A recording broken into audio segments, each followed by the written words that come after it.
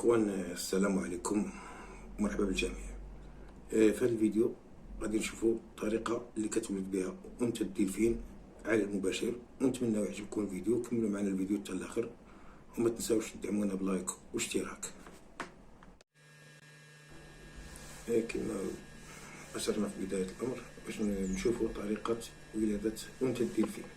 فكما كنشوفوا الان هذه انثى ديلفين هي مربيه على القش. كما كيبان كاين الناس قدامها، الناس المربيين ديالها، فكيحاولوا المساعده ديالها باش انها تولد. كما كنشوفوا الزعنفه ديال نتاع الجنين تاع الديلفين، فكنشوفوا هنا هاد المرأة اللي باغيه تساعدها باش انها تولد، فهي كتحاول انها تخرج الصغير ديالها، ولكن كتلقى بعض الصعوبات. فكما غتشوفوا معنا الفيديو فكتساعدها.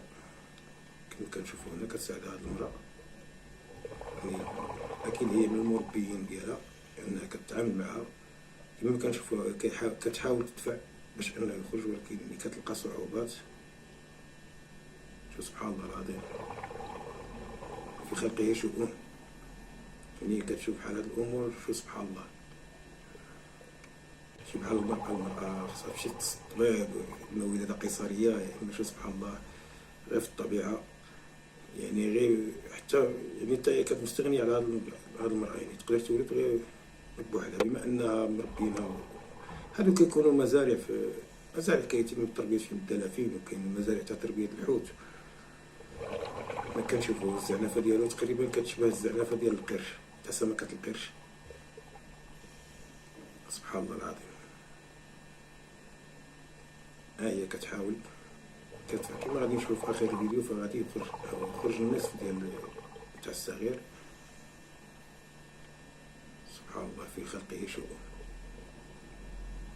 هي كتحاول باش انها تدفعو باش يخرج لواحد الحياة اخرى، يعني باش يخرج للعالم، عالم البحار والمحيطات، ويتعرف على انواع الاسماك. فكما كنشوفوا هنا يعني هي اللقطة اللي غادي يخرج فيها الجنين الصغير الديلفين. شوف سبحان الله العظيم، هو يعني اول لحظات. فالغريزة غادي يبقى مع الام ديالو، يعني انا غادي يدوز معها مرحلة تاع التربية. سبحان الله العظيم. يعني غادي يبقى هو كما كنشوفوا كتخرج واحد السائل اللي كيخرج من البطن ديالها. فهنا هذا الاب ديالو، يعني الزوج. سبحان الله، العلاقات الاسريه حتى عند الحيوانات وجميع المخلوقات. فكما كنشوفوا دابا غادي يخرج معها تربيه، هي اللي غادي تقابلو حتى كيكبر. فكما كنشوفوا الجنين كيخرج تقريبا فيه ما بين 30 كيلو حتى 40 كيلو، يعني الصغير. نتمنوا تكونوا استفدتوا معنا في هذا الفيديو، وما تنساوش تدعمونا بلايك واشتراك وتفعيل الجرس باش يوصلكم كل جديد.